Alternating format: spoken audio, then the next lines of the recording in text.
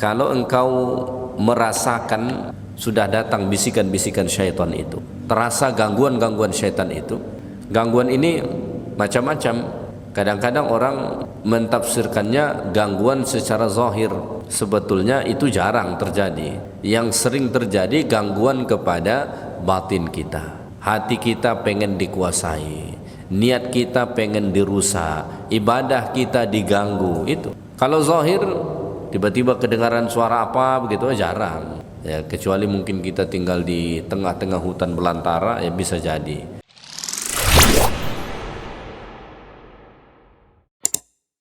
Tajuk kajian kita malam ini adalah wiqayatul insan minasyaitan. Cara manusia berlindung daripada gangguan syaitan. Ya, syaitan senantiasa berusaha untuk membuat tipu daya kepada manusia. Bagaimana supaya kita bisa terlindung atau punya pelindung sehingga tidak ditipu, diperdaya oleh syaitan? Apa caranya? Wa qad jaa'a fi sunnati adhkar ya'tasimu biha al-insan minasyayatin. Kalau kita membaca hadis-hadis Nabi sallallahu alaihi wasallam, maka di sana terdapat beberapa zikir, beberapa amalan bagaimana supaya kita terhindar daripada gangguan tipu daya syaitan. Ya, ada berbagai macam cara dan amalan. Yang pertama sekali adalah sebelum zikir-zikir itu adalah al-ilmu, berilmu. Itu yang pertama. Kalau kita ingin selamat daripada tipu daya syaitan, harus berilmu. Itu nomor satu. Makanya Al-Imam Ibnu Qayyim Al-Jauziyah rahimahullah mengatakan, semakin jahil seseorang, semakin gampang diperdaya, ditipu oleh syaitan. Hatta dalam ibadah mereka sendiri itu ditipu oleh syaitan. Makanya tidak mengherankan Nabi SAW mengatakan dalam hadis bahwa ibadah orang alim itu sangat tinggi kedudukannya jika dibandingkan dengan ibadah seorang yang tidak alim. Ini alim, ini abid. Alim itu artinya orang berilmu. Ini abid, cuma rajin ibadah, ilmunya nggak ada. Nilai ibadah mereka, kata Nabi, itu seperti langit dan bumi. Atau analogi lain Nabi sebut seperti bulan dengan bintang. Kalau kita lihat dari bumi ini, ya, mana yang lebih besar, lebih terang kita lihat, bulan apa bintang? Kalau dari bumi ini bulan, ya.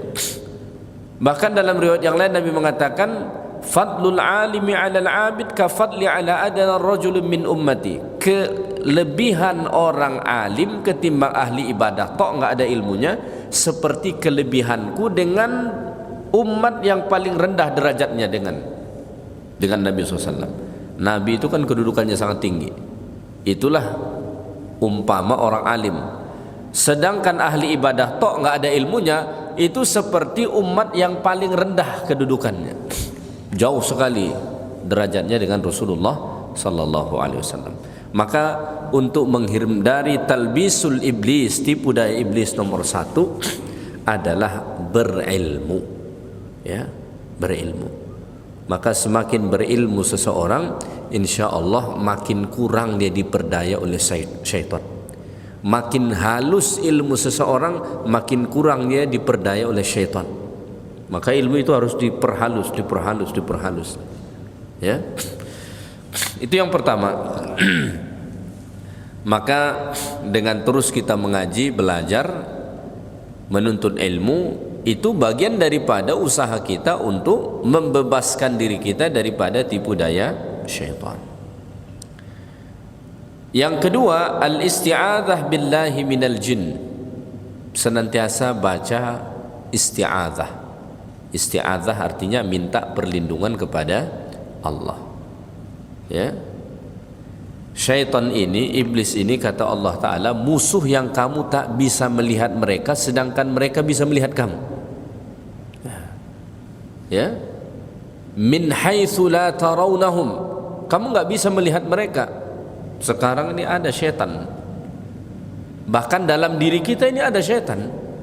Nabi sebut dalam hadis, syaitan itu bisa mengalir dalam diri kita seperti darah mengalir. Inna syaitana yajri min ibni adam majrad dam, mengalir dalam badan manusia seperti darah mengalir. Cuma kita nggak nampak, ya kan? Melawan musuh yang nampak saja belum tentu kita menang, apalagi melawan musuh yang tak nampak. Kemungkinan kalah itu lebih besar, ya, kemungkinan kalah itu lebih besar. So macam mana caranya supaya bisa kita selamat? Satu-satu caranya minta tolong sama Allah, ya, minta tolong sama Allah, karena Allah yang menciptanya, Allah yang berkuasa terhadapnya, Allah yang melihatnya, Allah yang mengetahuinya.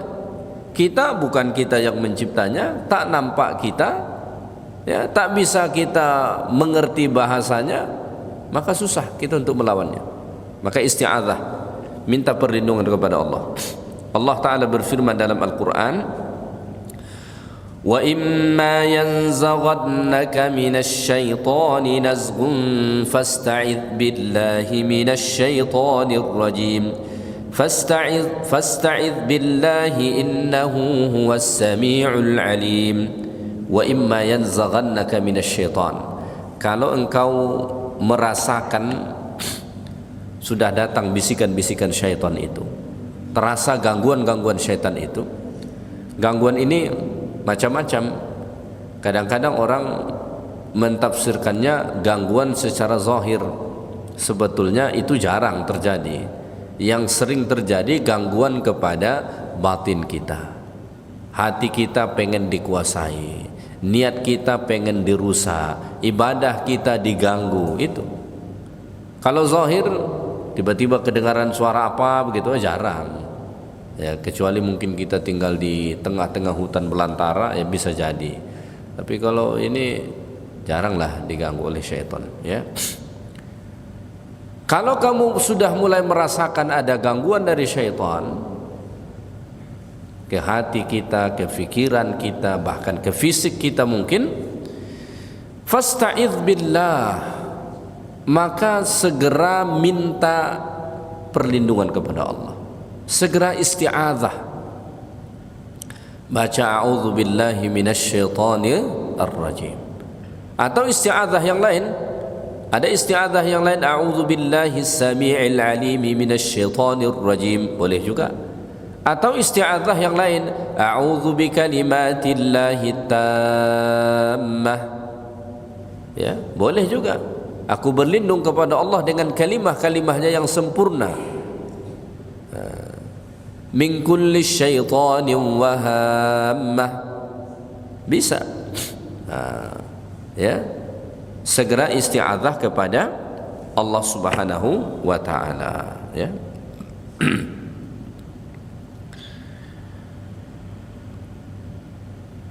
An Sulaiman bin Sar, diriwayatkan daripada Sulaiman, ini hadis riwayat Bukhari, anna rajulain istabba 'inda an-nabiy sallallahu alaihi wasallam, ada dua orang saling maki-memaki di hadapan Nabi, naik pitam dua-duanya di hadapan Nabi, saling maki-memaki. Hatta ihmarra wajhu ahadihima, sampai merah wajah salah seorang daripada dua laki-laki tadi. Udah panas betul dia sampai merah wajahnya di depan Nabi nih. Ada orang ni kadang-kadang tak pandai memilih tempat bergaduh. Di depan ustaz pun bergaduh dia. Di depan tokoh masyarakat bergaduh dia. Kalau nak bergaduh tu pilih-pilih tempat lah. Ini di depan Nabi saling maki-memaki dua-duanya sampai merah wajah salah seorang daripada laki-laki itu. Faqala sallallahu alaihi wasallam, lalu Nabi bilang kepada laki-laki yang sudah merah wajahnya tadi, inni la u'allimu kalimatan law qalaha, inni la a'lamu kalimatan law qalaha la dhahaba anhu ma yajid. Sesungguhnya aku mengetahui satu kalimah, Seandainya dia membacanya, pasti rasa marahnya hilang. Rasa marahnya akan hilang, kata Nabi.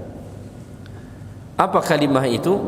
A'udzu billahi minasyaitonir rajim. Ya. Kenapa? Karena marah itu daripada syaitan. Makanya Nabi mengatakan dalam hadis, al-ghadabu minasyaitan. Marah itu datang dari syaitan. Ya. Maka orang yang emosian dikit-dikit marah, berarti sering ditumpangi syaitan. Ya. Makanya Nabi mengatakan dalam hadis, la taghdab, jangan kamu marah, kendalikan emosimu. Kalau terasa marah itu hendak keluar, maka kendalikan. Cara mengendalikannya bagaimana? Salah satunya kata Nabi, padamkan dengan berwudu. Kenapa? Marah itu sifatnya panas. Kenapa? Karena datang dari syaitan. Syaitan itu dicipta dari api. Bagaimana supaya padam? Berwudulah. Cuma kalau sudah marah biasanya lupa berwudu. Jadi solusi paling tepat itu kalau sudah marah berwudu. Pergi berwudu, selesai. Atau dalam hadis yang lain Nabi bilang, ubah posisi. Berdiri, duduk. Tak hilang juga dari duduk baring. Jangan dibalik. Dari baring jadi duduk. Duduk jadi berdiri. Kalau dah berdiri terajang lagi. Ya, guru kami dulu bilang begini, satu lagi tipsnya katanya, pergi kau bercermin, tengok wajahmu sedang marah tu, kau pun malu melihat wajahmu.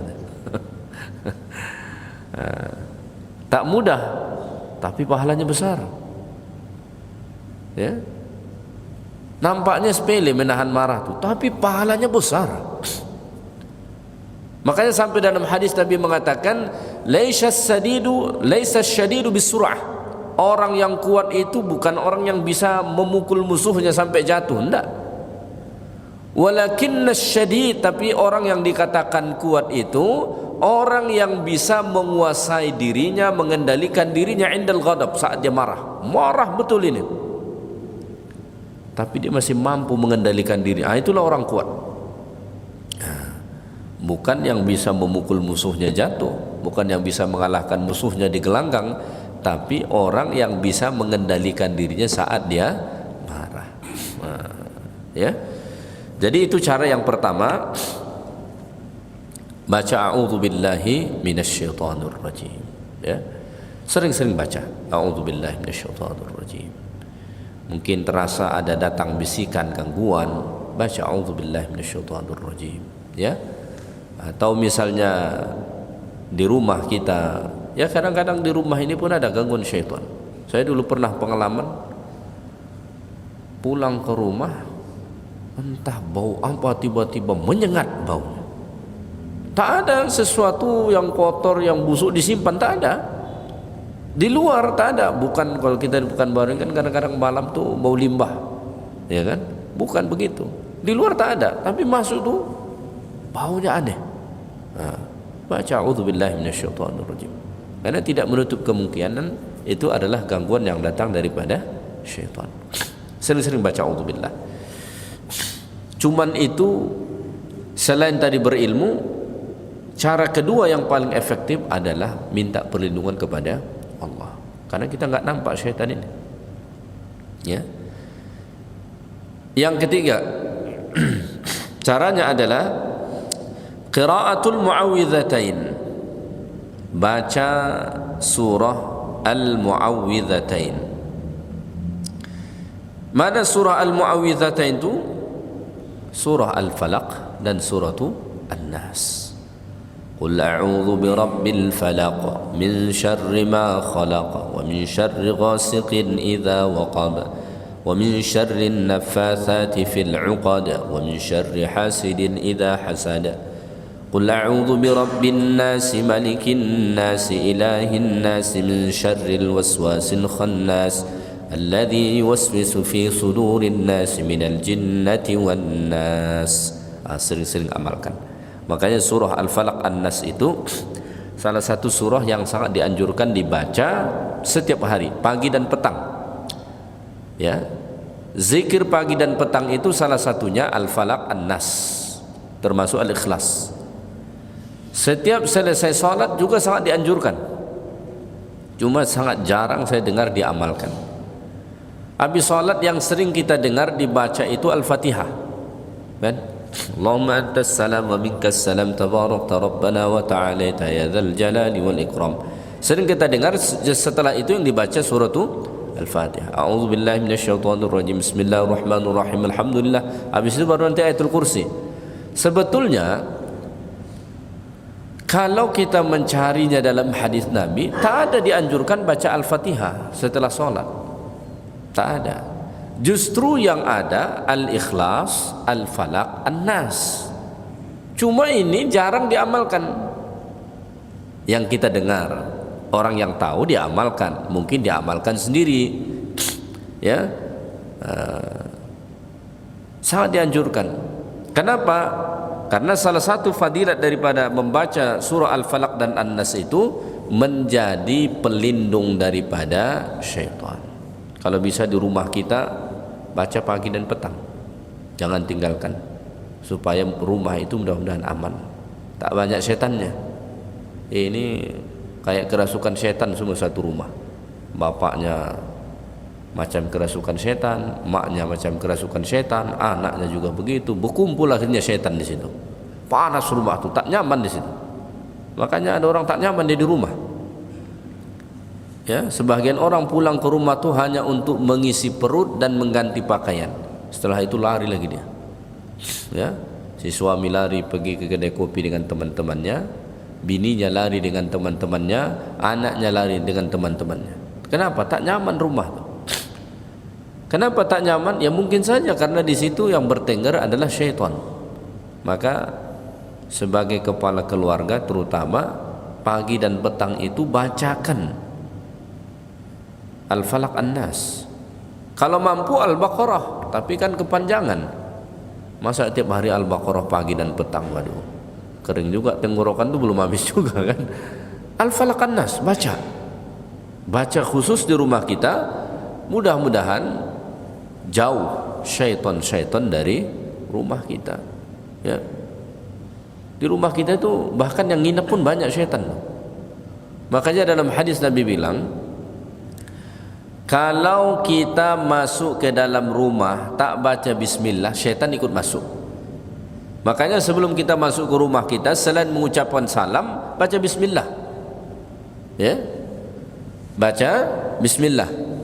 Imam Nawawi membahas dalam Riyadhus Shalihin, seandainya tak ada pun orang di rumah kita, kita mau masuk tetap dianjurkan ucap assalamualaikum sambil baca bismillah. Ya. Kemudian nanti setelah kita pulang ke rumah, masuk ke rumah kita hendak makan. Saya biasa pulang kuliah maghrib, habis isya, habis sholat isya pulang ke rumah saya makan. Istri saya tawarin makan. Makan, kalau kita tak baca bismillah lagi, syaitan ikut makan di situ. Tapi kata Nabi, kalau kamu masuk ke rumah baca bismillah, hendak makan baca bismillah, syaitan itu ngomong sama teman-temannya. Jadi dia nginap di situ bukan satu, rame-rame. Dia ngomong sama teman-temannya apa? Dia bilang, la mabita wala asya. Kamu enggak bisa nginap di sini dan tidak boleh ikut makan malam. Isya salat malam, salat ini kerjakan malam. Kalau asya makan malam. Enggak ada bagi kamu jatah nginap di sini dan tak ada jatah untuk makan. Kenapa? Ini orang membaca bismillah. Begitu hebatnya kekuatan bismillah. Makanya senantiasa baca bismillah. Ya. An Abi Sa'id Al-Khudri radhiyallahu taala anhu qala, diriwayatkan dari Abu Sa'id Al-Khudri radhiyallahu taala anhu, kana Rasulullah sallallahu alaihi wasallam yata'awwadhu minal jan wa 'ainil insan hatta nazalat al-mu'awwidhatain falamma nazalata akhadha bihima wa taraka siwahuma. Kata Abu Sa'id Al-Khudri, Rasulullah SAW itu selalu berlindung dari jin dan pandangan mata manusia, daripada penyakit ain. Ada yang dikenal dengan penyakit ain, penyakit yang ditimbulkan pandangan manusia. Ya, makanya hati-hati dengan pandangan mata orang. Ada pandangan mata yang disertai dengan rasa hasad, itu bisa membuat kita sakit, demam, bahkan mati. Dan itu sesuatu yang benar. Makanya Nabi mengatakan al-ainu haq. Penyakit ain itu nyata, benar adanya. Makanya sebagian ulama menyarankan jangan terlalu suka pamer. Kita kalau memamerkan sesuatu menjadi pusat perhatian orang. Tidak setiap mata yang memandang itu tujuan baik, sebahagiannya buruk. Rasulullah itu selalu berlindung kepada Allah dari jin dan pandangan buruk manusia ini. Bayangkan, Nabi loh itu. Ya, kalau kita fikir-fikir kan level Nabi itu mestinya jin sudah nggak berani. Ya, tapi Nabi masih selalu berlindung kepada Allah, meminta perlindungan kepada Allah. Ya, menunjukkan bahwasanya betapa dahsyatnya tipu daya iblis syaitan itu. Hatta nazalat al-mu'awwidhatain, sampailah turun surah Al-Falaq An-Nas. Ya. Setelah turun surah Al-Falaq An-Nas, akhadha bihima, Nabi cuma mengamalkan itu. Jadi berdasarkan riwayat ini, setelah turun surah Al-Falaq dan surah An-Nas, cuma dengan membaca dua surah ini cara Nabi meminta perlindungan kepada Allah. Wa taraka siwahuma, Nabi dah tinggalkan zikir-zikir yang lain. Dua itu saja Nabi amalkan. Qul a'udzu birabbil falaq min syarri ma khalaq min syarri ghasiqin idza waqab min syarri nafathati fil 'uqad min syarri hasidin idza hasad. Qul a'udzu birabbin nas, sampai itu aja yang Nabi amalkan. Ya, makanya kalau kita membaca asbabun nuzul surah Al-Falaq ini, itu ada kaitannya dengan peristiwa Nabi kena sihir dari seorang Yahudi yang bernama Labid bin Al-Aqsam. Rasulullah itu pernah kena sihir. Ya. Pernah terkena sihir. Maka sihir itu ada. Ya, sihir itu ada. Santet enggak tahu. Apakah santet itu sihir? Wallahu a'lam. Tapi sihir itu ada dalam Islam. Ya. Dan Nabi pernah terkena sihir. Sampai turun Jibril meruqyah Nabi. Bismillahi urqika min kulli syai'in yu'dhika, Allahu yashfik. Ya. Dengan nama Allah aku meruqyahmu, kata Jibril. Min kulli syai'in yu'dhik, dari segala penyakit yang mengganggumu. Ya. Semoga Allah Ta'ala menyembuhkanmu. Lalu Allah turunkanlah surah Al-Falaq ini. Dalam riwayat dikatakan setiap kali Nabi membaca surah Al-Falaq ini, satu bukhul sihir itu terbuka sehingga Nabi terbebas daripada sihir Yahudi Labid bin Al-Aqsam itu.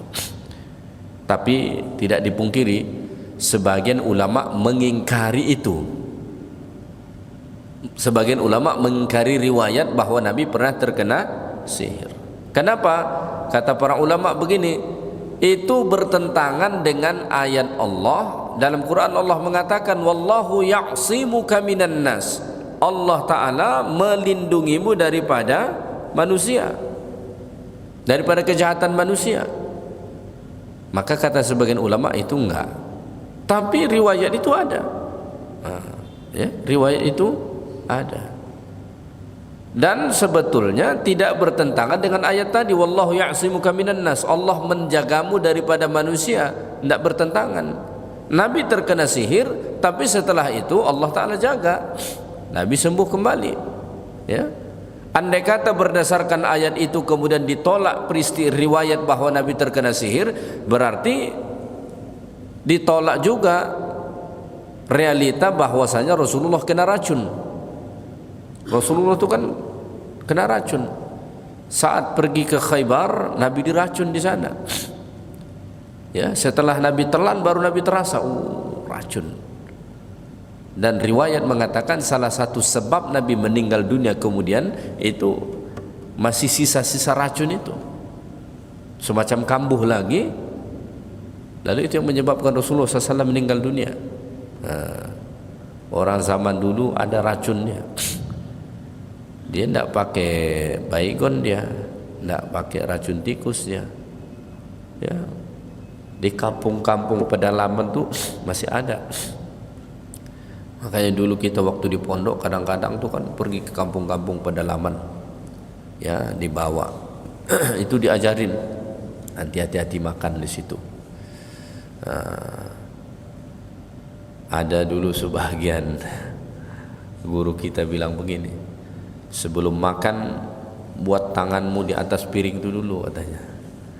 Kalau nampak ada bayangan di situ aman, tapi kalau dah tak ada bayangan tak aman itu. Entahlah betul atau tidak, tapi saat itu kita percaya coba aja lah sebelum makan kan. Kalau masih ada nampak bayangan tangan situ makan, tak nampak jangan makan. Tapi selalu masih nampak, makanya makan terus. Diajarin zikir sebelum makan, selain baca bismillah, baca bismillahilladzi la yadurru ma'asmihi syai'un fil ardi wala fis sama' wa huwas samiul basir. Kenapa? Takut ada racun. Memang racun tradisional itu ada. Dia enggak pakai racun-racun tikus, racun hewan, enggak pakai itu dia. Konon itu turun temurun, enggak bisa hilang. Sepertinya ada kaitannya dengan bangsa jin juga. Ya. Kalau orang kampung saya bilang rasa katanya. Hati-hati dengan keluarga itu. Itu keturunan tukang rasa. Rasa maksud yang dimaksud itu adalah racun itu. Halus dia, tiba-tiba udah muntah darah aja orang, batuk-batuk tak berhenti muntah darah, mati. Dan biasanya ini itu kalau di kampung-kampung yang terkena racun begitu, sebelum dia mati dia ngomong. Nah, di kampung-kampung sebelum dia mati ngomong, saya ini diracun si fulan. Makanya orang tahu itu tukang racunnya. Nah, Rasulullah itu kena di Khaybar, itu Rasulullah kena racun. Ya, setelah Nabi telan terasa, wah, mau gimana, nggak bisa dimuntahin lagi. Ya, dan itulah antara sebab Nabi SAW kemudian nanti meninggal dunia, kambuh lagi meninggal dunia. Nah, ya. Jadi setelah turun surah Al-Mu'awwidzatain ini, Al-Falaq dan An-Nas ini, Nabi sudah tinggalkan isti'adzah yang lain. Ini saja Nabi amalkan. Nah, ya, jadi surah Al-Falaq dan An-Nas mestinya menjadi dua surah yang rutin kita amalkan, baca, supaya dijauhkan daripada gangguan-gangguan syaitan. Yang keempat, qiraatu ayatil kursi, bacalah ayatul kursi. Baca ayatul kursi.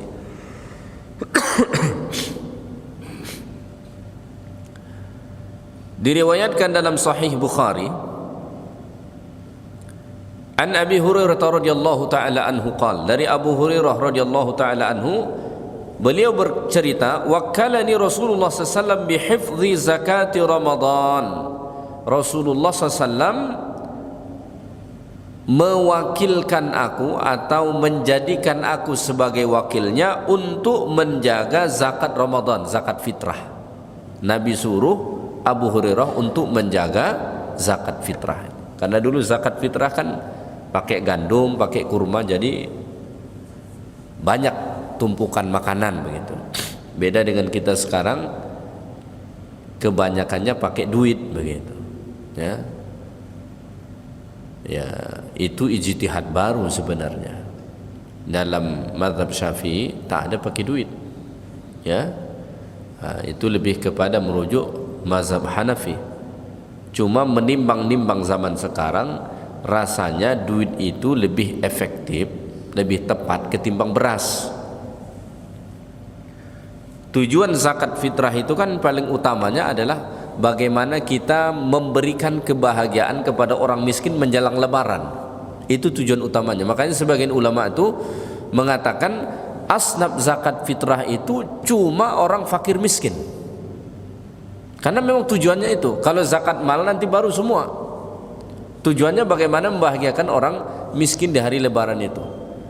Kalau orang miskin sekarang kita cuma kasih beras, ya bukan tidak manfaat sih, manfaat juga. Tapi dia pasti akan lebih suka kalau kita kasih duit. Nah, karena bisa jadi orang miskin sekarang beras masih ada di rumahnya. Tapi kalau kita kasih duit itu bisa dipakai untuk pakaian anaknya, ya, jajan anaknya, atau yang lain-lain lah untuk kebahagiaan mereka di hari lebaran itu. Rasulullah SAW suruh Abu Hurairah untuk menjaga zakat fitrah itu tadi. Banyak tumpukan kurma dan gandum. Fa'atani atin. Saat saya menjaganya, kata Abu Hurairah, datanglah seseorang menemuiku. Nah, faja'ala yahussu minat ta'am, dia meminta makanan. Ya.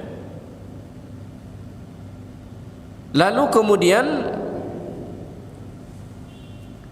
fa akhadtuhu faqulu la arfa'annaka ila Rasulillah sallallahu alaihi wasallam.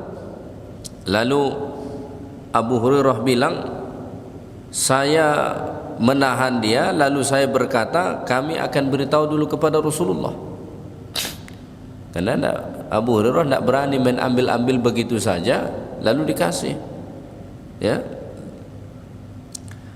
Faqala, kemudian laki-laki yang datang tadi berkata kepada Abu Hurairah, la u'allimuka kalimatin yanfa'uka Allah bihin. Aku hendak mengajarkan kepadamu beberapa kalimah, Allah beri manfaat denganmu, Allah akan memberi manfaat denganmu dengan kalimah-kalimah tersebut. Qultu mahi, Abu Hurairah tanya, apa itu?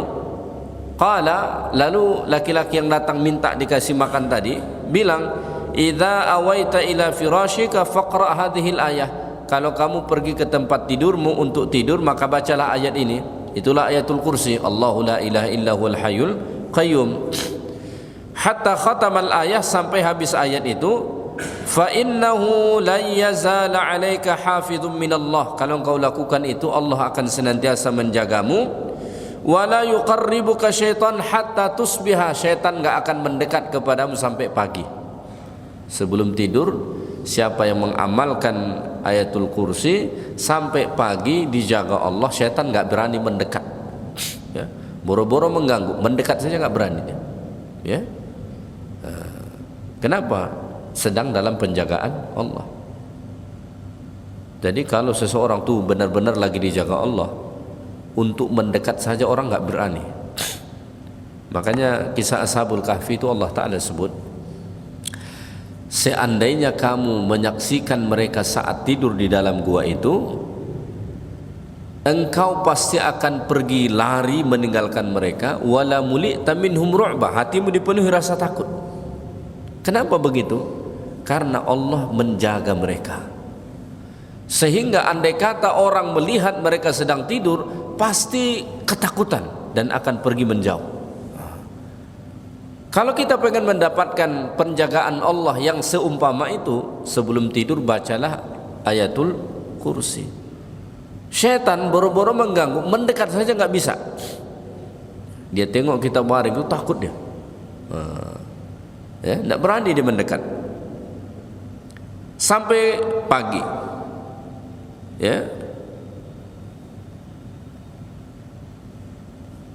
Lalu di hujung hadis ini agak panjang, ya. Nabi sallallahu Abu Hurairah radhiyallahu taala anhu ceritakan ini kepada Rasulullah sallallahu alaihi wasallam, ya. Lalu kemudian Rasulullah sallallahu alaihi wasallam bertanya kepada Abu Hurairah, ya, amma innahu qad sadaqaka wa huwa kadzdzub dzaka syaitan.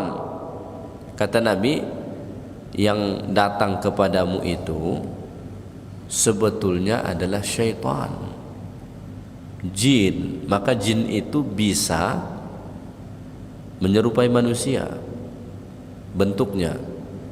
Dia adalah pembohong, Tapi yang satu ini yang dia kasih tahu itu sama kamu itu benar. Jadi informasi bahwasanya ayatul kursi itu menyebabkan seseorang dilindungi Allah, tidak berani syaitan pun mendekat, itu infonya datang dari syaitan sendiri. Kemudian dibenarkan oleh Nabi. Nabi mengatakan, tahu tidak Abu Hurairah, yang datang kepadamu itu adalah pembohong, itu adalah syaitan. Tapi info yang satu ini itu benar, bahwa kalau engkau membaca ayatul kursi sebelum tidur, Allah akan menjagamu sampai pagi. Syaitan untuk mendekat pun nggak berani. Ternyata sepembohong-pembohongnya syaitan itu ada juga benarnya dia. Dalam hal ini dia benar. Dia pembohong, tapi dalam hal ini benar. Hadis ini sahih, riwayat Bukhari ya. Bisa kita jumpai hadis ini dalam Sahih Al-Bukhari.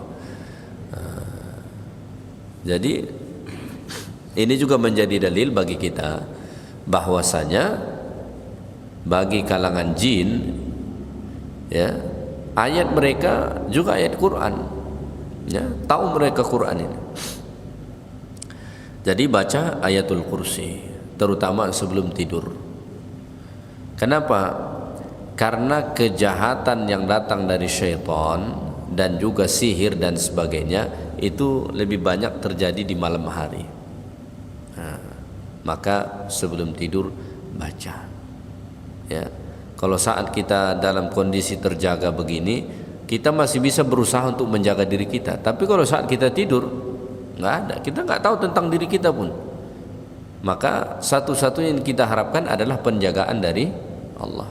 Maka sebelum tidur jangan lupa zikir ya, zikir. Kita sekarang ada satu budaya yang cukup jelek yang sering kita lakukan. Apa itu? Tidur tidak diawali dengan zikir. Bahkan yang terakhir kita tengok handphone. Pas bangun yang pertama kita tengok juga handphone. Tak ada zikir sebelum tidur, tak ada zikir bangun tidur.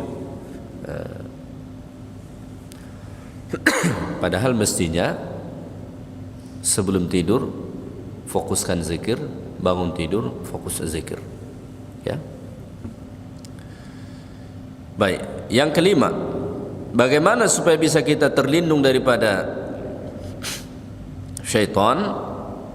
Qira'atu suratil Baqarah, baca surah Al-Baqarah. Rajin-rajin baca Al-Baqarah. Cuma memang panjang, tapi ampuh insyaallah. Diriwayatkan dari Abu Hurairah radhiyallahu taala an, ini hadis sahih riwayat Imam Muslim, Nabi bersabda, "La taj'alu buyutakum maqabir." Jangan jadikan rumah-rumah kalian seperti kuburan. Ya. Kenapa? Kubur itu sunyi sepi, jarang dibaca Quran. Ya, maka jangan jadikan rumahmu begitu. Maka kalau sampai di kubur lebih sering dibaca Quran ketimbang di rumah kita, itu udah parah sekali rumah kita tuh. Ada orang lebih sering Quran dibaca di kubur ketimbang di rumah dia. Kita kan kalau pergi tengok orang secara kubur, budaya kita kan masih yang baca Quran, ya kan? Tidaknya baca Yasin ataupun surah-surah tertentu kan. Ada orang di rumah dia tak pernah sama sekali, tak pernah ya. Nabi sebut jangan jadikan rumah kalian maqabir, seperti kuburan. Kemudian Nabi mengatakan, wa inna syaitana yanfiru minal bait alladhi tuqra'u fihi suratul Baqarah, dan sesungguhnya syaitan akan lari dari rumah yang dibacakan padanya surah Al-Baqarah. Kalau kita baca Al-Baqarah di rumah tu, lari syaitan dari situ. Kalau kita ada kedai baca Al-Baqarah situ, lari syaitan dari situ. Kalau kita ada gudang baca Al-Baqarah, lari syaitan. Manusia yang model syaitan tu pun akan lari. Baca Al-Baqarah. Ya. Tapi kadang orang meminta tawar. Al-Baqarah itu kan panjang Ustaz. Bagaimana kalau kita buat ini saja, dari handphone saja, dari YouTube saja, MP3 saja? Tak tepat begitu. baca, harus ada langsung yang baca di situ. Jadi kata Imam Ibnu Qayyim, keampuhan dari suatu bacaan itu bukan semata-mata mantranya, bacaannya, ayatnya, enggak, tapi ada faktor siapa yang membaca. Nah, makanya saya selalu menyampaikan, zikir yang sama, doa yang sama, mujarabnya beda. Kenapa? Karena beda orang yang membacanya. Ada sahabat dulu ketemu Nabi di masjid, di luar waktu sholat, kelihatan sekali itu orang banyak masalahnya. Lalu Nabi tanya, kamu kenapa di masjid ini? Nampaknya kamu murung ini, banyak pikiran ini. Kata dia, Rasulullah, saya banyak utang. Orang kalau udah banyak utang ini susah hidupnya, ya. Malam tak bisa tidur, siang pun juga gelisah, tak ada ketenangan dalam hidupnya. Nah, itu bahaya punya banyak utang. Lalu Nabi bilang ke sahabat itu, mau enggak saya ajarkan kamu doa? Kalau kamu baca doa ini, lunas hutang. Orang berhutang ditawarin begitu, mana pula dia tak mau? Pasti dia mau. Mau wahai Rasulullah. Lalu kata Nabi, bacalah doa, Allahumma inni a'udzubika minal hammi wal hazan, wa a'udzubika minal ajazi wal kasal, wa a'udzubika minal jubni wal bukhl, wa a'udzubika min ghalabati ad-daini wa qahrir rijal. Dibaca oleh sahabat ini, kata dia, setelah itu Allah lunaskan hutangku. Dibaca sahabat. Coba orang-orang yang banyak kredit itu suruh dia baca, lunas enggak kira-kira kredit? Tak lunas-lunas katanya. Ya, sahabat itu lunas. Kisah lain, ada orang dipatu ular, sahabat cuma baca Al-Fatihah sembuh langsung, seolah-olah nggak pernah ada masuk bisa ular itu ke dalam badan orang tadi. Coba kita, ada orang dipatu ular kobra, baca Al-Fatihah, kira-kira hilang nggak bisanya? Yakin mana kita bawa ke klinik jumpa dokter atau baca Al-Fatihah? Kalau kita masih lebih yakin ke klinik, yang tak mempan Al-Fatihah kita. Makomnya belum sampai, makanya kalau kita ragu-ragu bawa aja ke klinik. Nah, tapi dulu para sahabat, bayangkan loh, kita kan kadang-kadang, ini lupa kita kadang-kadang merenungkan, kita kadang-kadang ketemu dengan ulama di zaman ini saja, karomahnya udah begitu luar biasa. Ulama di zaman ini loh. Bayangkan sehebat-hebatnya ulama dia ada di zaman ini, itu cuma sehujung jari dibandingkan sahabat itu makomnya. Makom para sahabat itu tinggi benar. Siapa ulama paling hebat di dunia saat ini? Itu nggak ada bandingannya dengan sahabat Nabi. Ulama yang hebat di zaman ini saja kadang-kadang doanya makbul, permintaannya langsung dikabulkan Allah. Bayangkan kalau sahabat. Tapi kalau level-level kita ini yang masih yakin tak yakin tuh, bawa aja lah ke klinik, disuntik untuk melawan bisa ular tuh. Lebih yakin dah itu. Daripada kita ragu-ragu nanti lewat pula umur dia kan. Jadi baca Al-Baqarah, ya, baca Al-Baqarah, ya, baca Al-Baqarah, karena syaitan akan lari dari situ. Ada rumah lama tinggal, tak ada dihuni, mau dipakai lagi, jangan langsung main-main pakai. Itu udah banyak penghuninya di situ, udah banyak penghuninya di situ tuh. Sebelum masuk baca Al-Baqarah dulu situ. Nah, baca Al-Baqarah. Itu kan bangunan tuh bertahun-tahun baru siap kadang-kadang. Ya, tak siap-siap. Emangnya itu kosong? Enggak, ada yang menempatinya itu. Maka jangan langsung main masuk-masuk aja, baca Al-Baqarah dulu situ. Kita mau buka kedai baru misalnya, sebelum kita tempatin baca Al-Baqarah dulu situ. Supaya setan-setan yang sudah tinggal di situ pada kabur. Tapi hati-hati dia datang lagi, berarti besok baca lagi kan begitu. Intinya sering-sering baca.